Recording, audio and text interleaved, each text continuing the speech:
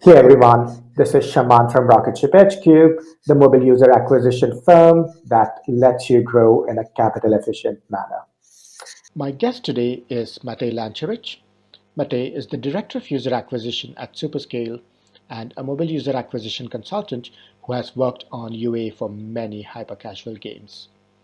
In the past, he headed up mobile UA for Boombit and Pixel Federation and is considered one of the leading experts on UA, especially for hyper-casual games. I have been fascinated by hyper-casual games, mainly because of the order of magnitude difference some hyper-casual games have had in their performance compared to other genres, be it in terms of CPIs, IPMs, or install volumes. In this interview, I sit down with Matej to understand what forces drive these tremendous metrics and contribute to the scale of hyper-casual games, and also what the rest of us can learn from the UA strategies and tactics that hyper-casual games employ so successfully. I'm very excited to welcome Matej Lancaric to the Mobile User Acquisition Show. Matej, welcome to the show.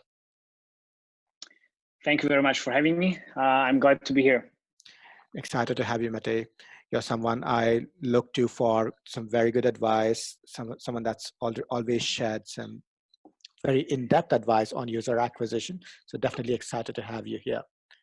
So we're going to talk about user acquisition for hyper-casual games, something that I'm very, very fascinated about, just because some of the metrics I've heard about hyper-casual games getting have been so astounding. For instance, the CPIs that I've heard of are an order of magnitude different from casual games. The IPMs are an order of magnitude different. First of all, can you share the kind of numbers you are able to see and how they contrast with some of the other genres?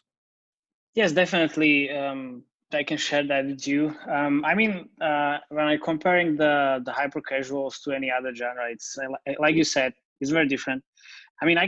I see the CPIs around like 10 or 12 cents in certain visual designs, let's say. So, for example, what I found out is that for games that have cars or any driving visual design in the game, that for example, like driving park, clean road, pick me up, from all different hyper casual developers, these games and the CPIs in these games are super low. But then obviously the CPIs can change and can be around 20 cents, 30 cents, which is still super different than any types of genres out there. But it's not only about the CPIs, right? So the CPIs can be low, but the LTV is the thing we are measuring, and it's all about the margins between CPIs and LTVs. So if your game has, I don't know, 30 or 40 or 60 cents CPIs, it's still the LTV that matters, right, and the margins you can generate. Yeah, and of course, even if you're getting 10 to 12 cent CPIs, you are able to achieve the margins, and that's the more important part. I am, of course, astounded that 10 to 12 cent CPIs are possible just because a lot of other non-hyper casual games can't achieve it. Can you speak to the different elements of the user acquisition strategy that can contribute to these sorts of CPIs, which, let's just say, casual or mid-core games cannot achieve? Sure. Everything is well, for hyper casual games. We all know that the hyper casual games are for the wide target audience. So basically, everything is important, but the creatives it's super important, and obviously tying the creatives to the target audience, that's the main thing. But the creatives, should be super simple and straightforward, very short pay and fast paced, very immersive, obviously showcasing the gameplay, Yeah. but in a very important way. So I think you already like saw these new versus pro videos for hyper casuals, and everybody does that. But the thing is that when you showcasing the gameplay in two different ways for the player, it's actually working and makes them think, or makes them want to achieve this pro gameplay. But it's not only about the creatives. It's obviously about the targeting. And with hyper casuals, the targeting works kind of differently. And I can say that because I tried and tested a lot of targetings, from precise interest, targeting direct competitor games or similar games within the genres, or targeting any lookalikes.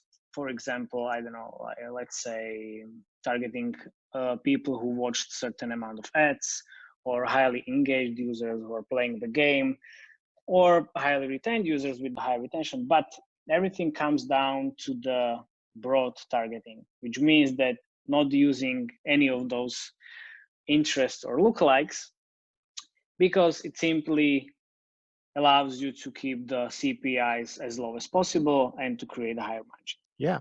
And so you're using completely broad audiences.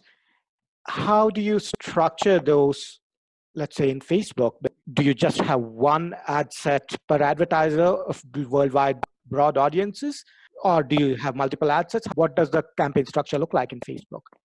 Yeah, so basically it looked a bit differently when the campaign budget optimization was introduced. Yeah. But let's say it looks like this. It's one campaign for one geo. And then right. I have multiple ways how to structure the campaign and the ad set. So let's say we have a campaign budget optimizer on. So I do ad sets based on the genders. So we can have two ad sets, male versus female, or we can split the ad sets for age groups. So one group is 13 until 24, 25, 34. So we have 4 ad sets for male in one campaign, and then in one geo in one campaign, and then one geo, different gender, and the same actually age groups. Right. So this is the setup. And I'm right. Basing the campaigns are based on the geo. Actually. Right. And when you're doing that, and you're still keeping it broad, is there a minimum audience size that you're aiming to reach per ad set? It's in millions, actually, as wide as possible. But I'm aiming for 20 millions plus. Let's say when I'm targeting like small countries, it's obviously smaller. Yeah. But let's say 20 mil plus. But it's not like a golden rule. Right. This is just my experience. Yeah. Right. So you're targeting 20 million plus per ad set. Is that what you're doing when you're breaking it up? Okay, gotcha. So which is possible for the larger countries, but it sounds like for smaller countries, you club the similar countries together. Exactly. And not only like clubbing it into one campaign according to the size, but also according to the LTV. So if we have like very similar LTVs in a couple of countries, we can mix them up, and then Facebook algo will kick in. Right. And you spoke briefly about how creators are important and how important the immersive creators can be. Can you give us an example of a creative that worked really well and speak to why that may have worked well?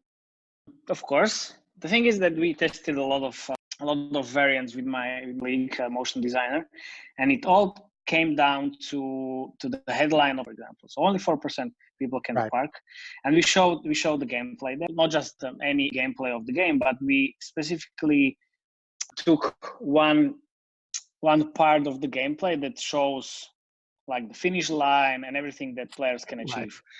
And based on that, because we tested a lot of other parts of the gameplay, and this one worked well. But also what we looked at was the color palette. So we chose blue and green, and obviously tested a lot other colors as well as yellow and red. But the blue one for this specific game I'm talking about worked best with this 4% headline. And we tested like 1%, 3, 2, whatever number you can think of, but only the 4% actually worked well. Okay. Yeah, which goes on to show you just how to test. There's no way to tell beforehand. Of course, exactly. And how does the strategy change for non-Facebook channels? Because when you say you want to go broad, you want to have super spelling creatives, how, if at all, does this change for non-Facebook? Yeah, for non-Facebook, it's obviously all other networks, and then UAC is a special case. So let's say we're starting with the UAC, because the thing is that always I start with Facebook and then moving to UAC and other networks based on the LTV and based on the budget as well. Yeah. So let's take the UAC here. We are actually focusing on events. So setting up the upsell or any MMP you have with the events, for example, how many ads were watched. So we are targeting 5 ads per player, 10 ads, 50 ads, 100 ads. So basically looking at the value of the player in terms of ads revenue. Right. And this is the strategy on a country level. Right. And then obviously with non-Facebook UA channels, the creative is even more important. Yeah. Because the creative is actually the thing that works on that level, and for our non-UA channels, playables are super important for hyper-casual games. Yeah. So just to dig into UAC, and you said the creatives have to be immersive, video, or and video lends itself well. Like you said, playables lend themselves well. So on UAC, are you testing display ads at all? Yes, we are testing display ads as well, but depends on the bit we can actually have because of the LTV. There is this, how to say, for search, you can have like small bit, and then you will get a lot of traction there. But then when you have a higher bit and you have playables, then obviously the playables have more traction. We have the display ads also in campaign, but depends on the bit which actual placement is getting the most traffic. Right. That makes a lot of sense. Matej, this has been super instructive, just like every time I've talked to you before. So thank you so much for being on the Mobile User Acquisition Show. Thank you very much for having me again. Looking forward to speak to you again. Thank you. For more tips, pointers, and strategies from the leading edge of mobile user acquisition, subscribe to our YouTube channel right here, or check out our blog, rocketship.hq.com/blog. Thank you.